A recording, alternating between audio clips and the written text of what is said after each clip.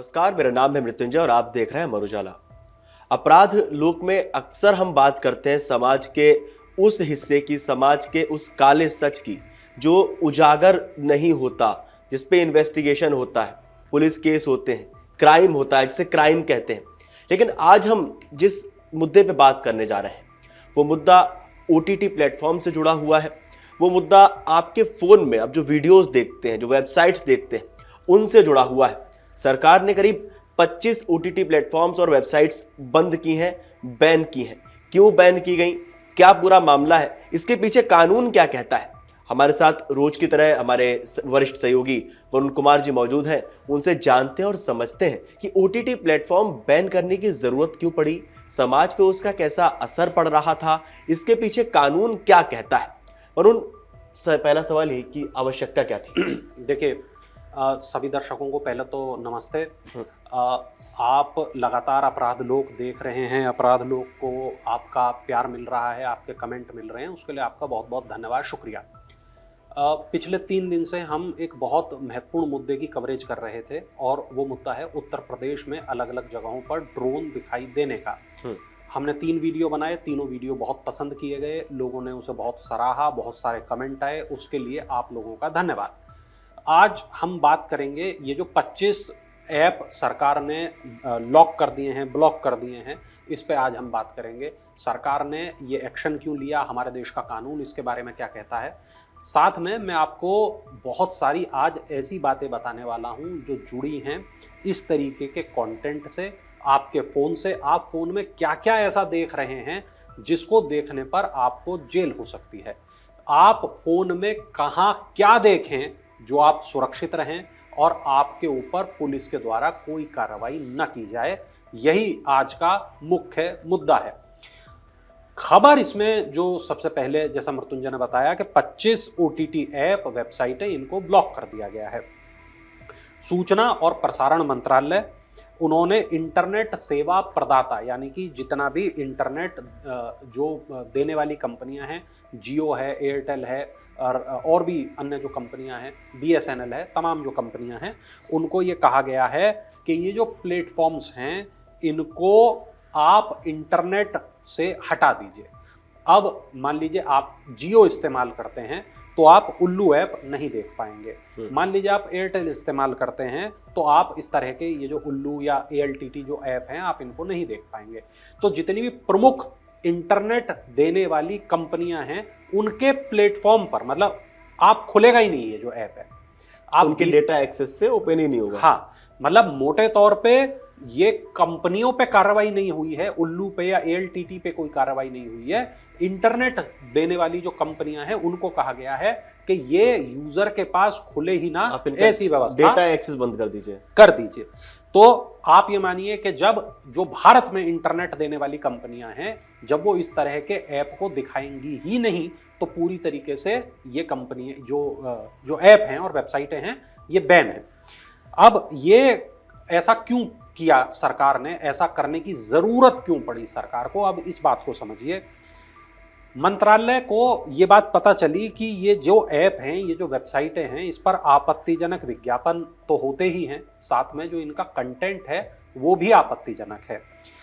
ये कई भारतीय कानून ऐसे हैं जिनका उल्लंघन कर रहा है। कौन कौन से वो कानून हैं वो भी मैं आपको बताऊंगा। तो हुआ क्या, जब ये पता चला कि भाई ये कई कानून हैं जिनका उल्लंघन कर रहा है, तो जो कानून का उल्लंघन करे उस पर कार्रवाई होनी ही चाहिए। बिल्कुल। तो इन पर कार्रवाई हुई और देश भर में जो इनका एक्सेस है उसको ब्लॉक करने का आदेश जारी कर दिया। लिख लीजिए अब जो बात मैं बताने जा रहा हूं। 25 OTT प्लेटफॉर्म, अगर आपने सब्सक्रिप्शन ले रखा है तो आप मानिए कि आपका पैसा गया। उल्लू सबसे पहले नंबर पर है। उल्लू ऐप बहुत ज़्यादा प्रसिद्ध ऐप है, इसका जो कंटेंट है वो बहुत प्रसिद्ध रहा है और उस तरह का कंटेंट है जो सार्वजनिक रूप से नहीं देखा जा सकता। बहुत ज़्यादा ऐसा कंटेंट है जिसको आपत्तिजनक या अश्लील कंटेंट कहा जाएगा। ALTT, बिग शॉट ऐप, जलवा app, wow entertainment, look entertainment, इसके अलावा शो एक्स, सोल टॉकीज, कंगन ऐप, बुल ऐप, अड्डा TV, हॉटएक्स VIP, देसी फ्लिक्स, बूमैक्स, ऐसे तमाम जो ऐप हैं उनको बंद, मतलब उनका एक्सेस ब्लॉक कर दिया है। Halchal app, Moji fix app, Mood X, Neon X, VIP, ये जितने भी ऐसे ऐप हैं इन सभी का एक्सेस ब्लॉक डेटा कर एक्सेस दिया रोक गया दिया है। गया है। बिल्कुल। अब जो हमारे पास में एक स्टोरी और है, amarujala.com पर यह खबर छपी है, आप इसको देख सकते हैं। तो सरकार ने इस बात को कहा कि अलग अलग जांच एजेंसियों से इस बात की जांच कराई गई और ये पाया गया कि भाई ये जो कंटेंट है ये पब्लिक में नहीं जाना चाहिए, इसका प्रचार प्रसार नहीं होना चाहिए। उसके बाद ये फैसला किया गया। मंत्रालय ने कहा कि इस कदम का उद्देश्य अश्लील और भारतीय कानूनी एवं सांस्कृतिक मानकों का उल्लंघन करने वाले कंटेंट को दिखाए जाने पर रोक लगाना है। तो ऐसे जो तमाम ऐप जो नियमों की अनदेखी कर रहे थे उनके ऊपर ये कार्रवाई की गई है। इन ऐप्स पर प्रतिबंध लगाने के लिए इंटरनेट सर्विस प्रोवाइडर्स को आदेश देते हुए मंत्रालय ने यह कहा कि इसमें से कई प्लेटफॉर्म एडवाइजरी जारी करने के बावजूद नियमों की अनदेखी कर रहे हैं। इन प्लेटफॉर्म मुख्य रूप से मोबाइल ऐप के जरिए ये लोगों तक इस कंटेंट को पहुंचा रहे हैं जो थर्ड पार्टी ऐप पर उपलब्ध हैं। बेशक गूगल प्ले स्टोर जो है वहां पर ये उपलब्ध नहीं है, लेकिन ये इंडिविजुअली एपी के जो फॉर्मेट होता है किसी भी मोबाइल एप्लीकेशन का, वो आपके फ़ोन में स्टोर किया जाता है, उसके ज़रिए ये आपके फ़ोन में पहुंचते हैं। जबकि सोशल मीडिया पर भी इनकी ठीक ठाक अच्छी बड़ी प्रेजेंस है। अब आपको मैं कुछ बहुत महत्वपूर्ण बातें बताने वाला हूं मृत्युंजय। आईटी एक्ट 2000, इसकी धाराएं दो, एक है 67, एक है 67A। ये कहती हैं कि अश्लील और यौन कंटेंट दिखाना भारत में अपराध है। भारतीय न्याय संहिता 2023, इसकी धारा है 294। इनका कहना है, इस धारा का ये कहना है कि सार्वजनिक रूप से अश्लीलता फैलाना गैर कानूनी है। महिलाओं के अश्लील चित्रण पर प्रतिबंध कानून है 1986 का, इसका उल्लंघन ये ऐप कर रहे थे। इसके अलावा वेब सीरीज के नाम पर ये जिस तरह का कंटेंट बनाते हैं उस कंटेंट को किसी भी रूप से हम एक अच्छा स्वस्थ कंटेंट नहीं कह सकते। जैसा आपने शुरुआत में बोला कि हम सार्वजनिक जगह पे उसे नहीं देख सकते। ऐसा कंटेंट जिसे आप अपने परिवार के साथ नहीं देख सकते, सार्वजनिक जगहों पर नहीं देख सकते, अपने ऑफिस में नहीं देख सकते, मेट्रो में आते जाते नहीं देख सकते, गाड़ी में कुछ लोगों के साथ हो तब नहीं देख सकते। अगर कोई ऐसा कंटेंट है तो वो कंटेंट देखना आपके लिए आपको जेल पहुंचा सकता है। अगर आप मेट्रो में, बेशक आपने ईयरफोन लगाए हैं, लेकिन अगर आप ऐसा कोई कंटेंट देख रहे हैं तो आपको जेल हो सकती है। अगर आप ट्रेन में सफर कर रहे हैं, अगर आप टैक्सी में सफर कर रहे हैं, अगर आप कहीं आ रहे हैं, जा रहे हैं, सार्वजनिक स्थान पर हैं, पार्क में हैं, रेस्टोरेंट में हैं, लेकिन अगर आप इस तरह का कोई कंटेंट देखते हैं तो ये जितनी धाराएं मैंने आपको बताई हैं इसके तहत आपके ऊपर कार्रवाई हो सकती है। अब मार्च 2024 में भी 18 ऐसे ऐप, ओटीटी प्लेटफॉर्म और 57 सोशल मीडिया अकाउंट, इन पर कार्रवाई की गई थी, इनको हटा दिया गया था। जो ऐप हटाए गए हैं, जैसा मैंने बताया, Ullu, ALTT, Desi Flix, bull app, big shot app, Gulab, Jalwa, ये तमाम जो ऐप हैं उस तरीके के ऐप हैं जिन पर कोई साफ सुथरा अच्छा कंटेंट नहीं छप रहा था। रिपोर्ट ये बताती है, जैसे मैंने आपको बताया, कि आईटी एक्ट 2000 की धारा 67A के तहत, आईटी रूल 2021 के तहत ये कार्रवाई की गई है। सरकार ने डिजिटल नैतिकता बनाए रखने के लिए इस कार्रवाई को किया है।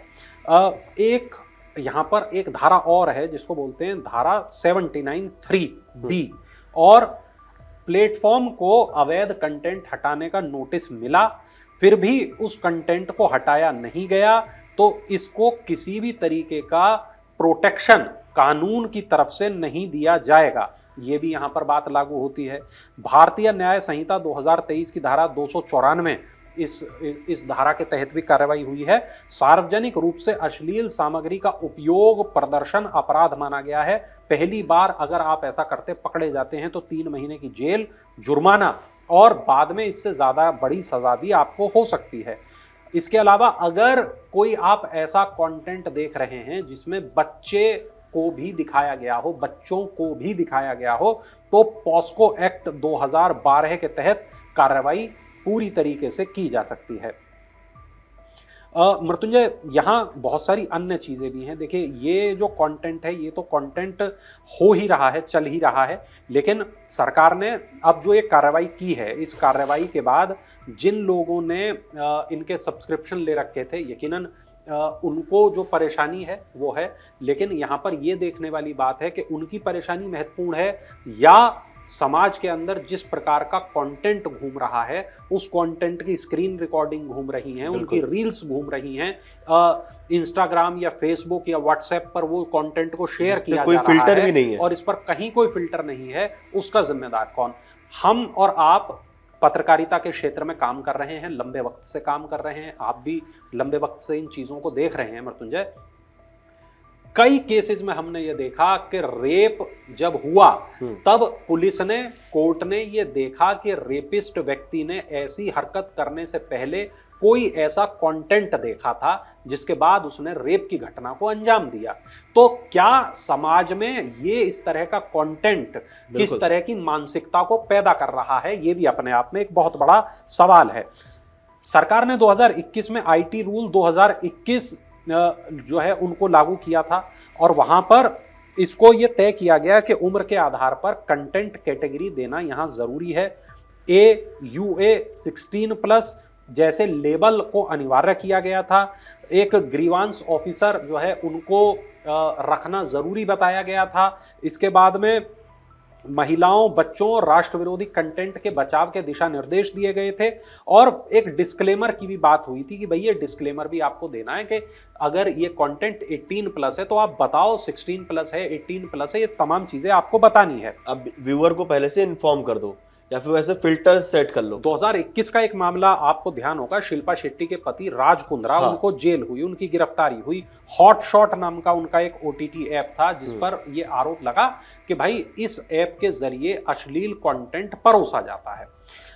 OTT की जब हम बात करते हैं तो भारत में OTT 2008 में चालू हो गया था और रिलायंस एंटरटेनमेंट ने बिग फ्लिक्स के नाम से एक OTT प्लेटफॉर्म को शुरू किया था। इसके बाद 2000 ऐप में एक OTT ऐप आ गया था। 2013 में IPL की जो लाइव स्ट्रीमिंग है वो OTT ऐप के माध्यम से की गई थी और इसके बाद सोनी लिव, डिट्टो टीवी जैसे तमाम ऐप आए जिसमें जो टीवी शोज हैं वो देखे जाने लगे। अब साल 2020 के आसपास की जब हम बात करते हैं, जिस वक्त पे कोविड की स्थितियां थी, मार्च 2020 का वो महीना था जब लॉकडाउन जैसी परिस्थितियां बनी, OTT का चलन बना, एल्ट, बालाजी, MX प्लेयर, उल्लू जैसे ऐप यहाँ पर एडल्ट कंटेंट की यहाँ भरमार होने लगी। मई 2020 में हमने ये देखा कि कई ऐसे प्लेटफॉर्म थे उनकी जो व्यूअरशिप थी वो कई गुना बढ़ गई। MX प्लेयर पर तो एक कोई शो है एक, उसको 1.1 करोड़ बार एक दिन में देखा गया। अब सरकार चाहती क्या है, एक सवाल बड़ा ये भी है। तो OTT प्लेटफॉर्म्स को टेलीविजन के प्लेटफॉर्म्स की तरह ही सरकार चाहती है कि इस पर भी एक निगरानी हो, कड़ी निगरानी इस पर भी होनी चाहिए, क्योंकि आप जो OTT देखते हैं, अब पहले तो OTT बहुत नितांत निजी चीजें थी, आप फोन पर अपने देखते थे, लेकिन आज OTT और ये जितने भी ऐप हैं आप अपने घर के स्मार्ट टीवी पर देखते हैं। तो अगर उस स्मार्ट टीवी पर बच्चे का एक्सेस है तो क्या होगा? अगर वो जो ऐप है वो सार्वजनिक रूप से अगर आप देख रहे हैं तो क्या होगा? जैसे मैंने बताया कई तरीके के उसमें प्रावधान रखे गए हैं। तो लेकिन अश्लील जो कंटेंट है उसका प्रचार प्रसार करना अपने आप में अपराध है और ये एक बहुत महत्वपूर्ण बात है। जब हम साल 2013 की बात करते हैं मृत्युंजय, तो करीब 39 वेबसाइटें थी जिनको ब्लॉक किया गया था और यहाँ पर उस तरीके की वेबसाइटें थी जो पॉर्न कंटेंट को जो शेयर करते थे लोग उस जमाने में, या सॉफ्ट पॉर्न। जी उस जमाने में, ये तब की बातें हैं। 2015 की जब मैं आपको बात बताऊं, 1 अगस्त 2015 का मामला है जब 857 पॉर्न वेबसाइट्स को ब्लॉक करने का निर्देश जारी हो गया था। इसके बाद सरकार ने ये ऐप, ये जो बैन था, इसे वापस ले लिया और केवल जो चाइल्ड पॉर्न है उसको ब्लॉक करने की जरूरत बताई गई थी। 2017 में 3000 ऐसी वेबसाइटें इनको ब्लॉक किया गया और 2018 से 2022 के बीच में, सितंबर 2018 में 827 वेबसाइटों को ब्लॉक किया गया। इसके बाद सितंबर 2022 में 63 वेबसाइट्स को ब्लॉक किया गया। जैसा मैंने बताया 2013 से लेके 2022 के बीच हमने ये लगातार देखा कि सरकार ने इस तरह के मामलों में कड़ी कार्रवाई शिकंजा की है। कसना जो है शुरू किया है। आईपीसी के सेक्शन है 292, 293। 292 ये बताता है कि पोर्नोग्राफिक सामग्री बेचना, प्रकाशित करना, फैलाना मना है। 293 के तहत नाबालिग को अश्लील सामग्री दिखाना अपराध है।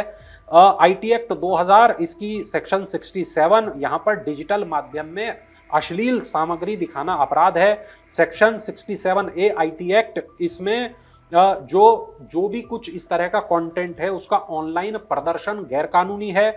सेक्शन 67B चाइल्ड पोर्नोग्राफी को कड़ाई मतलब बहुत कठिन से कठिन इसको अपराध माना गया है। आईटी रूल 2021 इसमें अपडेट आया था 2023 में, इसमें रूल 32B, इसमें ऐसी सामग्री जिसे किसी व्यक्ति यहां पर मृत्युंजय एक चीज मैं चलते चलते अपने दर्शकों को यह भी बताना चाहूंगा कि कौन से ऐसे देश हैं जहां ये तमाम जो एक्टिविटीज हैं जिनकी हम बात कर रहे हैं लीगल है। अच्छा, लीगल भी है कुछ कंट्रीज में? हाँ, कुछ जगह लीगल है और कुछ जगह इस पर बहुत बहुत बहुत सख्त कानून है, जैसे पाकिस्तान और बांग्लादेश। यहाँ पर ये कंटेंट पूर्णतः प्रतिबंधित है। पाकिस्तान ने 2016 में 4 लाख और 2019 में 8 लाख से ज्यादा वेबसाइटों को ब्लॉक कर दिया। बांग्लादेश में 2012 में एक ऐसा एक्ट बनाया गया जहां पर पॉर्न के उत्पादन, वितरण और सार्वजनिक सामग्री मतलब सार्वजनिक जगहों पर ऐसा कंटेंट देखना, इसको अपराध माना गया। जेल और जुर्माने के सख्त प्रावधान लागू किए गए।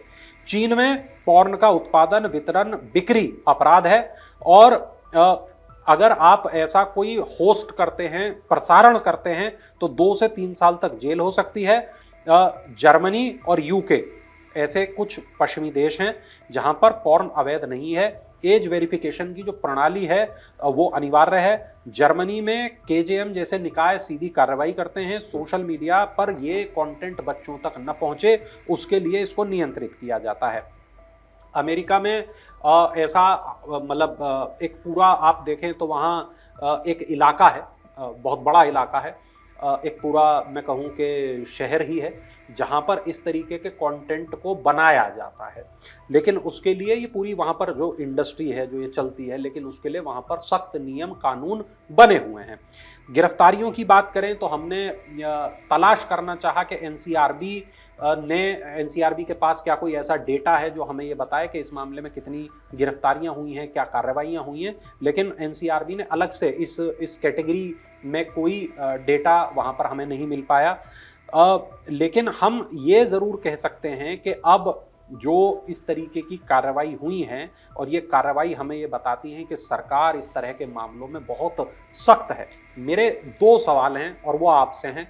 सवाल ये कि इस तरह का जो कंटेंट है क्या उसे बैन होना चाहिए, बैन नहीं होना चाहिए, सरकार ने ठीक किया या गलत किया, ये मेरा पहला सवाल। सवाल ये भी है कि अगर समाज में जिस तरीके की जो चीज़ें हैं वो बढ़ रही हैं, जैसे रेप के मामले बढ़ रहे हैं, जैसे छेड़छाड़ के मामले बढ़ रहे हैं, जैसे अवैध धर्मांतरण के मामले बढ़ रहे हैं, जैसे आप ये देखिए कि ईव टीजिंग से लेके अन्य तमाम ऐसी चीज़ें सामने आती हैं और उसके पीछे पुलिस की रिपोर्ट्स में अगर ये तथ्य, ये बात सामने आती है, जांच में ये बात सामने आती है कि इसके पीछे पॉर्न, ये नेट जो सीरीज़ हैं, वेब सीरीज़ अगर ये जिम्मेदार पाई जाती हैं, तब आप ये सोच के बताइए कि क्या इन पर बैन लगना चाहिए कि नहीं लगना चाहिए। बिल्कुल वरुण, एक सवाल मेरा भी है कि जिस तरह से सोशल मीडिया पे जैसा आपने बोला कि बहुत सारे प्लेटफॉर्म्स ऐसे जहाँ फिल्टर नहीं है, तो उस तरह की चीज़ों को खुद से भी बचाना चाहिए, क्योंकि जैसा आपने बताया कि घर में स्मार्ट टीवी पे देखा गया, बच्चे हैं, उस तरह की बहुत सारी चीज़ें हैं। क्या लगता है आपको फिल्टर होना कितना ज़रूरी है और सरकार का जो एक्शन है, जैसे वरुण ने सवाल किया, क्या जवाब है आपका? आपके मन की बात क्या है, हमें कमेंट करके ज़रूर बताएं। और देश और दुनिया की तमाम बड़ी खबरें जानने के लिए देखते रहिए अमर उजाला। अगर आप ये वीडियो YouTube पर देख रहे हैं तो हमारे चैनल को सब्सक्राइब कर बेल आइकन दबाएं और Facebook पर देख रहे हैं तो हमारे पेज को लाइक करें।